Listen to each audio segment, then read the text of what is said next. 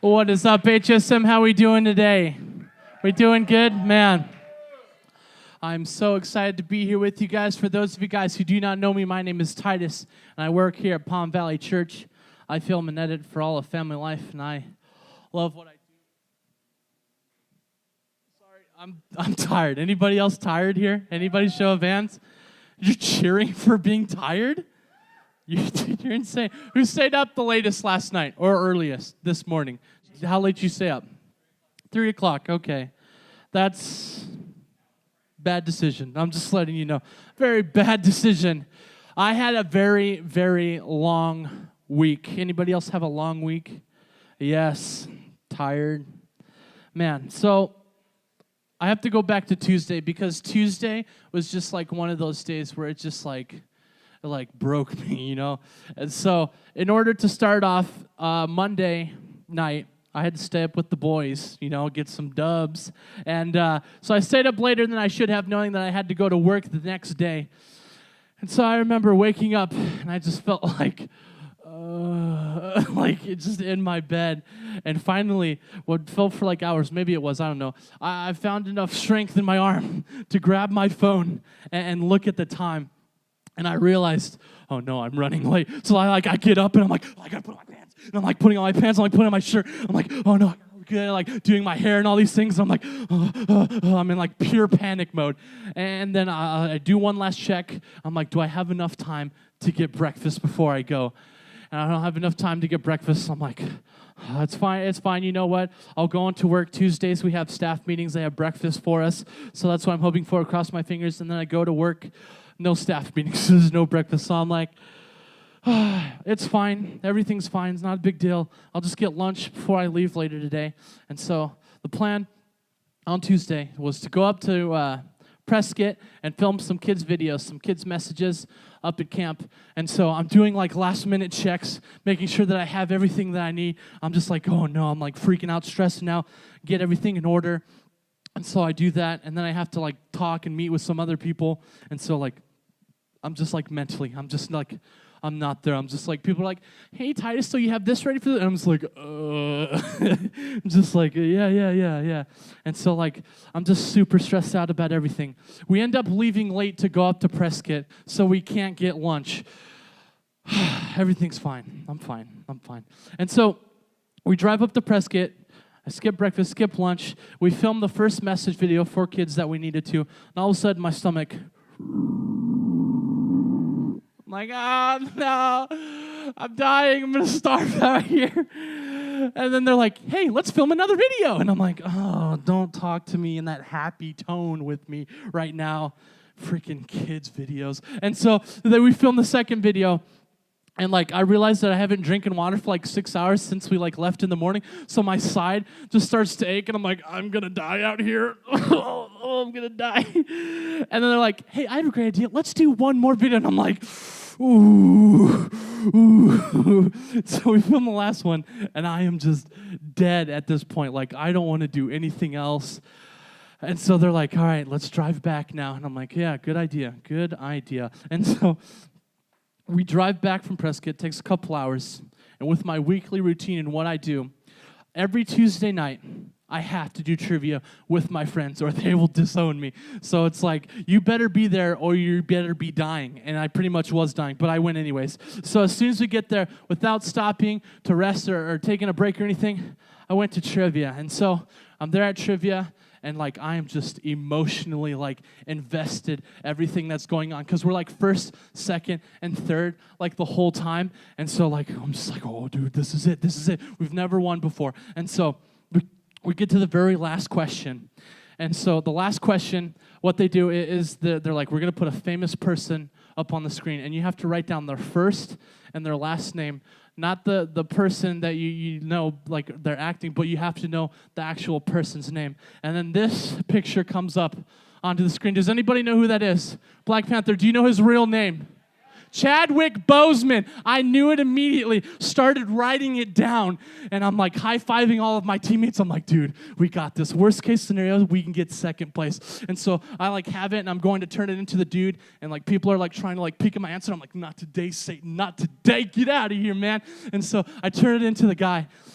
And so 100% we got it right. His name is Chadwick Boseman. And so they're revealing the teams third to first who won. And so third place, they have less points than we do. So I'm like, oh, dude, here we go. And then all of a sudden, we're holding our breath. They reveal the second team, and they had less points than we did, so we won. And I'm just like, yeah, we're getting so high-fiving. I get up on the table. I'm like, Wakanda forever, dude. It was like, oh, dude.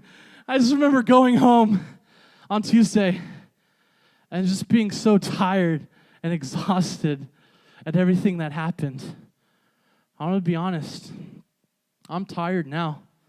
Not physically, but mentally, emotionally, and spiritually. I'm exhausted. Anybody else feel that way?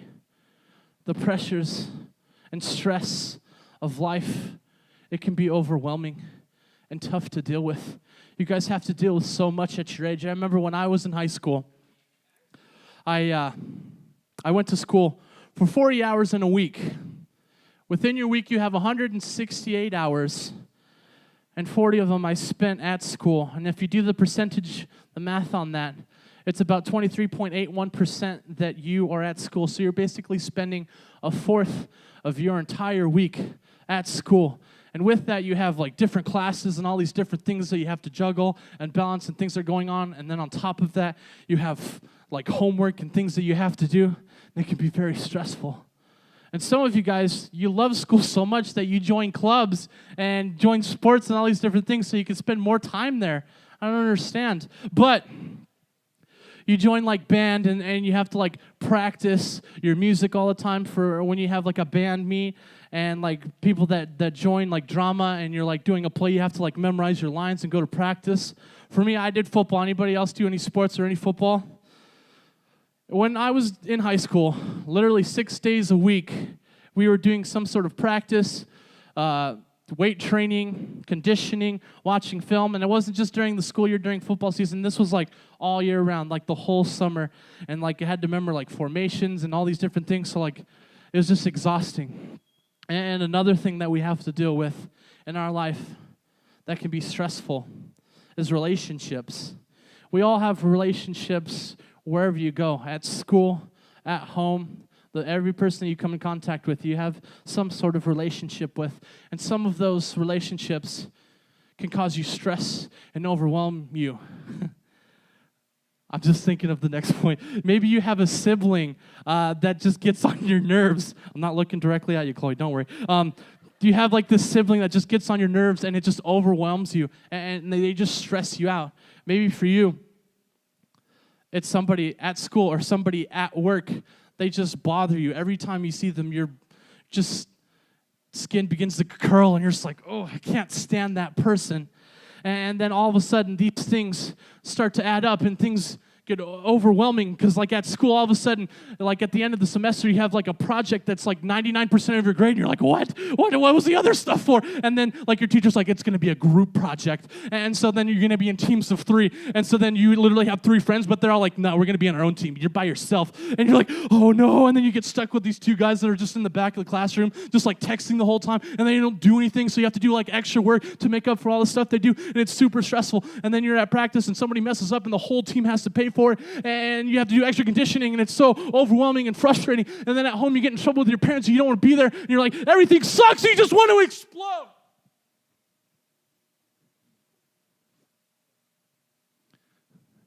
We need to slow the heck down. I want to read a verse for you guys. It's on your notes. It'll also be up on the screen. It says this. Then Jesus said, "Come to me, all of you who are weary and carry heavy burdens, and I will give you rest. Take my yoke upon you." Underline that word, yoke.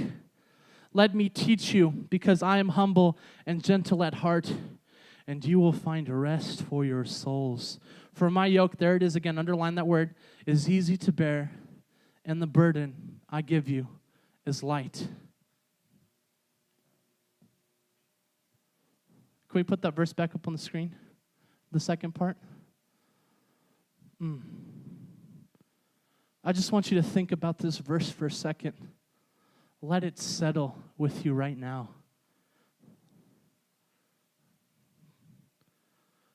whatever stress or anxiety or burdens that you came in here with today, I just want you to let those things go right now.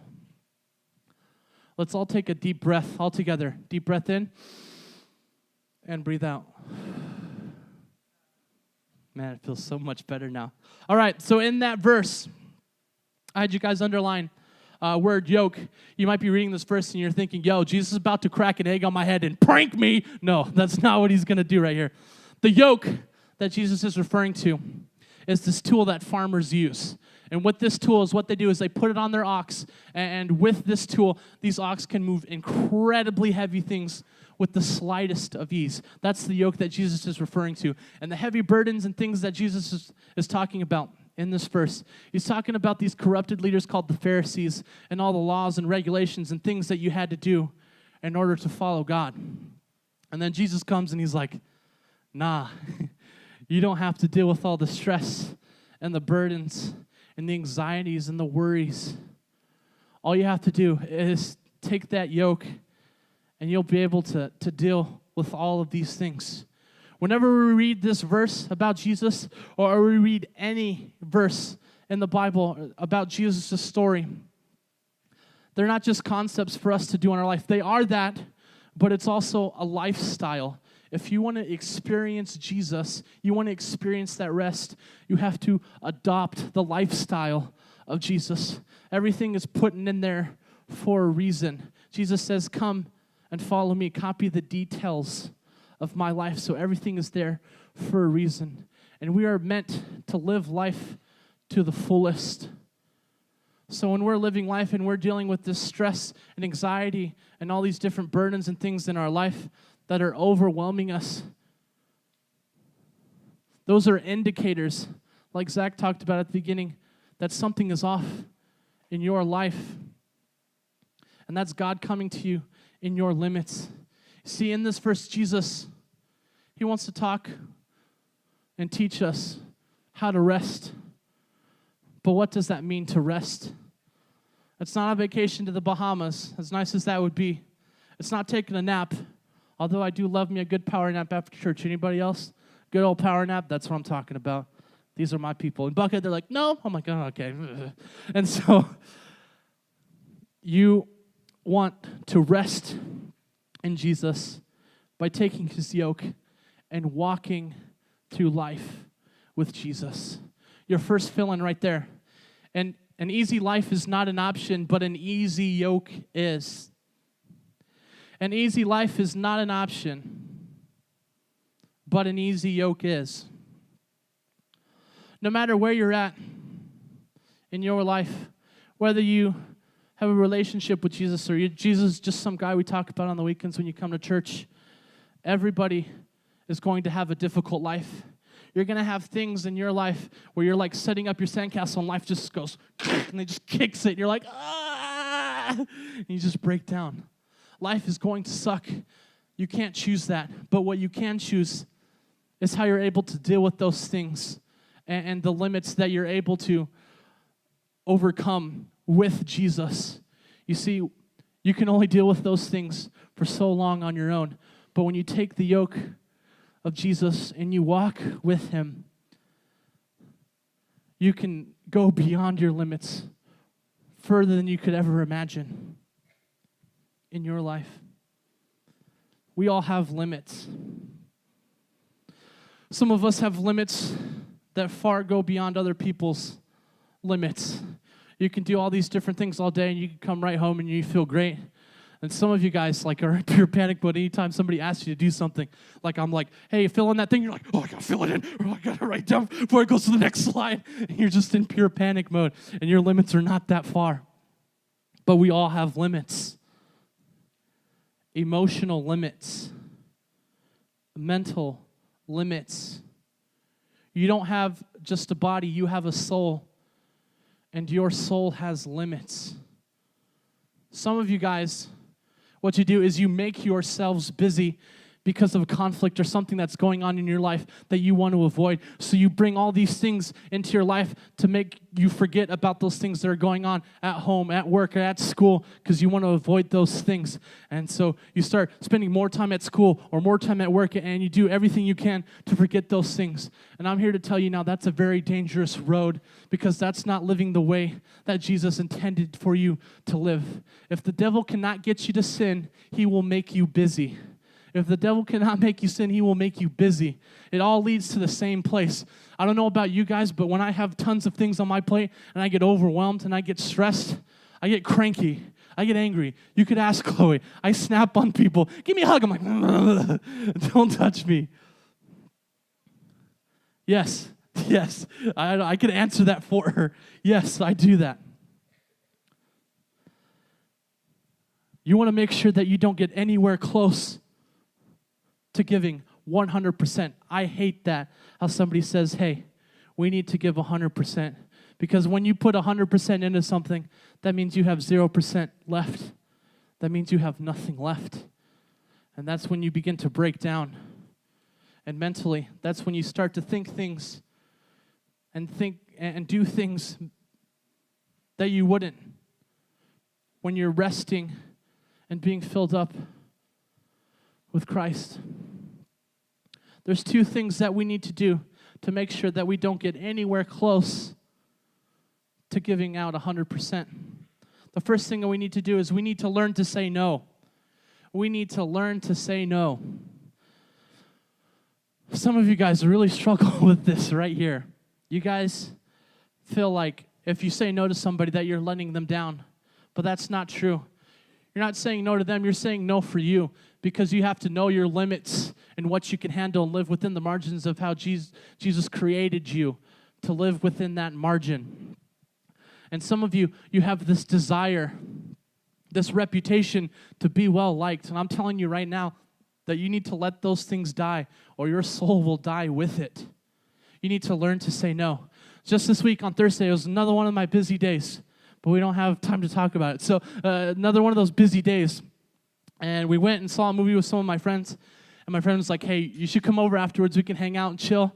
And as much as I wanted to do that, I had to say, no, man, I can't. Because I was preparing this message, and I had other things that I had to do the next day early in the morning. And so I just had to realize and say no. We need to learn to say no. The second thing that we need to do is we need to cut things out of our life. Cut things out of your life. Sacrifice some things.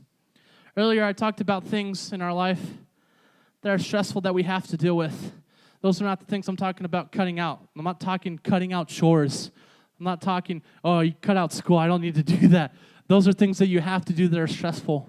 The things that I'm talking that we need to cut out are things that you genuinely love or genuinely enjoy. And you need to cut those things out of your life because they're not beneficial to you in your walk with Christ. I know for me, when I was in high school, my junior going into my senior year, I remember being on the high school Go missions trip. It was on that trip that I was given the opportunity to become a youth mentor for 678 and go on camp with them. And so I was here, and I had already taken a week off of football and conditioning and all those different things to go on this high school mission trip. And I would have had to take another week off in order to go on camp with 678. So when I went back to football, I would have had to work that much harder and put all this pressure and stress on myself in order to do that. So I made the sacrifice to step away of what I love doing to benefit my walk with Christ, find rest in Him. And it was through that decision that I found my love for student ministries. I found my passion of what I want to do in my life. It was through that I was able to do the internship, and now I have a job doing the absolute greatest thing that I could be doing, and that's the reason that I'm here today speaking to you guys, is because I made that sacrifice. Looking back, I could have very easily said, oh, I'll just do both of these things, and I could have been burnt out. But that's not what we need to do. So we need to learn to say no. We need to learn to cut things out of our life. There's so many times we often come to church and we feel so inspired to do more. You get your challenge, and you're supposed to use that throughout the week. And like on Monday, you like take an Instagram photo, you're like, look at me, I'm following Jesus. And then like Tuesday, like you forget about it and it dies off. And by Wednesday, you don't even remember what we talked about up here on stage. I get it, I'm fine. I understand that. I've been in your shoes. Don't be inspired to do more this week. Be inspired to do less this week. Learn to say no to people. Learn to cut things out of your life. You see, our God is a 3 mile per hour God. 3 miles per hour is at which the speed we walk at. And this week, Zach Diaz and I, we did kind of like a little experiment where he got in his car and we were going 3 miles per hour. Every time we saw somebody walking, we would drive by them just to kind of check. Looking back, not a good idea. They probably either thought we were creeping or we were going to do a drive-by. Blah, blah. It was a bad idea. So we looked it up online. The average speed at which a person walks is 3.1 miles per hour. And we need to walk through life with Christ. Don't run. Don't speed walk. We need to walk through life with Christ. Each and every single thing that we have in our life is a blessing from God. And if you're walking or running through life, you'll miss those things. You need to walk through life with Jesus to find rest in those blessings and the things that Jesus has provided for you in your life.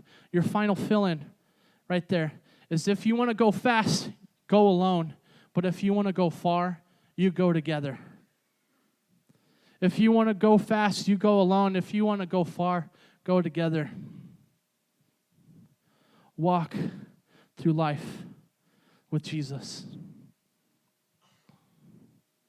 Maybe you're here today and you've heard me talk about experiencing the life of Jesus. If you don't know Jesus is a really cool guy.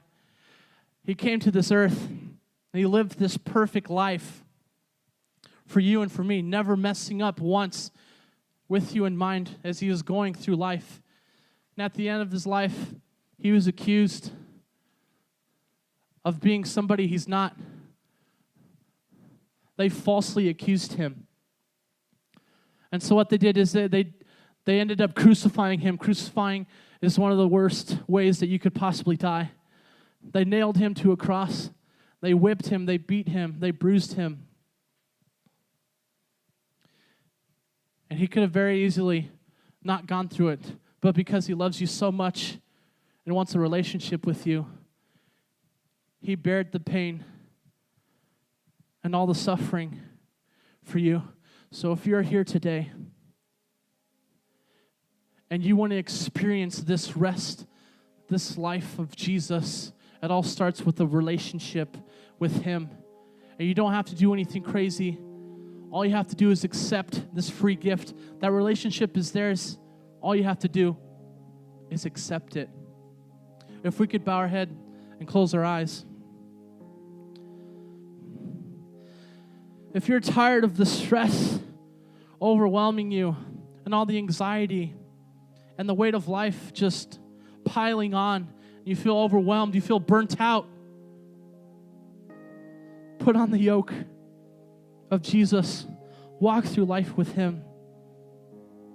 And you'll be able to do anything that far exceeds what your own plans were for yourself. God has an incredible plan for you in your life. Say this prayer with me. God, thank you so much for loving me. I realize that you sent your son Jesus to die for me in my place. God, I'm tired of being overwhelmed and stressed out by the things in life. I'm tired of being burnt out, tired. God, today I want to take your yoke and I want to walk and experience life with you to the full. I want to be fully alive today, God. I accept your gift of your relationship. And going forward, I know things won't be easy, but I'll be able to get through them so much easier with you, God. I know you have a plan and a purpose for me in my life. And I'm looking forward to living each and every single day for you, God. In your name I pray. Amen.